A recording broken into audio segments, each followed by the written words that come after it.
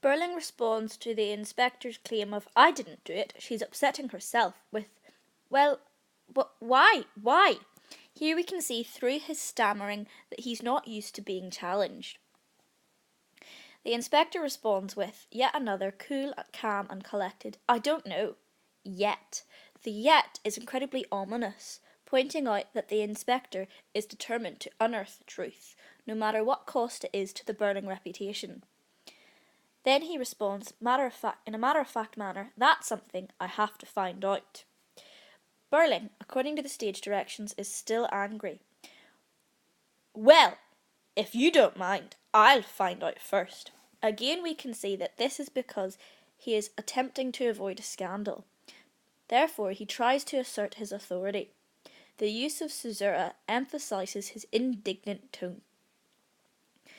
Gerald asks, "Shall I go to her?" But Burling responds, "No, leave this to me." Again, we can see that he is attempting to be authoritative. "I must also have a word with my wife. Tell her what's happening." He turns at the door, staring at the inspector angrily. "We were having a nice little family celebration tonight, and a nasty mess you've made of it now, haven't you?" Here we can see through these stage directions and his words the selfishness of Mr. Burling. He doesn't care that a girl has died. All he cares about is the fact that the celebration has been ruined. The inspector, however, is unfazed by his accusations, responding, according to the stage directions, steadily. "That's more or less what I was thinking earlier tonight, when I was in the infirmary, looking at what was left of Eva Smith. A nice little promising life there, I thought, and a nasty mess somebody's made of it." Here we can see that he skillfully uses Burling's words against him, emphasising the divide between these two men. Priestley clearly juxtaposes them to highlight the fact that one holds incredibly selfish capitalist views, whereas the other one is a socialist with a strong moral message to share.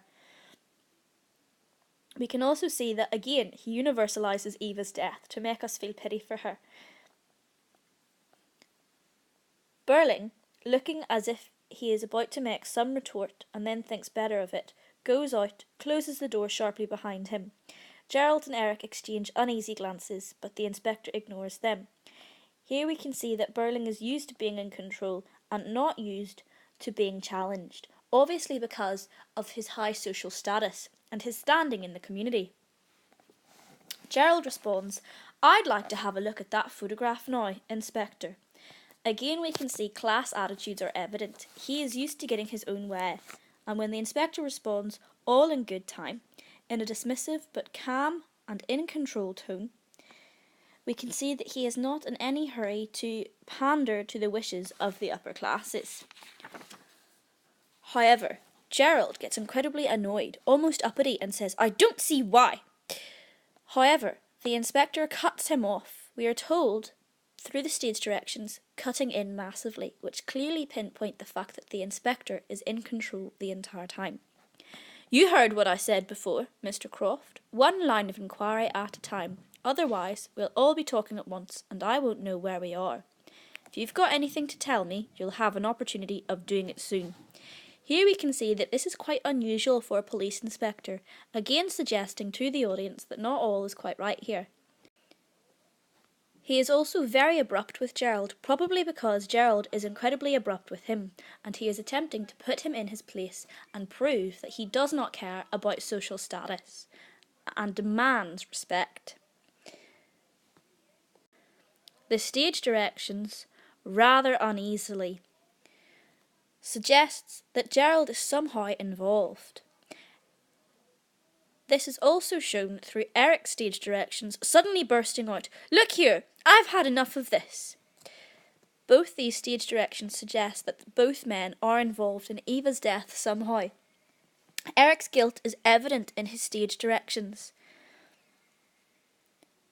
The inspector responds dryly, "I dare say." He is obviously not amused by the opulent lifestyle that these people lead. Eric responds uneasily, "I'm sorry, but you see, we were having a little party, and I've had a few drinks, including rather a lot of champagne, and I've got a headache, and as I'm only in the way here, I think I'd better turn in." Here, the stage directions are suspicious, suggesting that he has something to hide. We can also see through the dry response of the inspector that he is humorous. And this is also a reference to Eric's obvious alcoholism. The caesural pause adds to the uneasy tone and suspicious atmosphere surrounding Eric and his involvement. The inspector replies in a commanding tone, "And I think you'd better stay here," which again forces the tension to increase or rise. Eric questions this, challenging it with the question, "Why should I?" The inspector, again very calmly, responds with, "It might be less trouble. If you turn in, you might have to turn out again soon." His matter-of-fact tone further reinforces the fact that Gerald and Eric are involved somehow. Gerald replies, "Getting a bit heavy-handed, aren't you, Inspector?" Again we can see that the upper classes and the middle classes are not used to being questioned or not getting their own way. And Gerald obviously disagrees with this and is attempting to remind the inspector of their status. The inspector, however, replies with, "Possibly, but if you're easy with me, I'm easy with you."